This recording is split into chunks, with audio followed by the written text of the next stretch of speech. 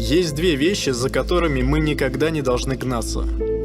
Настоящие друзья и настоящая любовь. Люди находят время, если хотят этого. Люди пишут и отвечают тем, с кем хотят говорить. Когда кто-то говорит, что постоянно сильно занят, поверь ему. Не пытайся убедить их в обратном. Не выпрашивай их выделить время для тебя.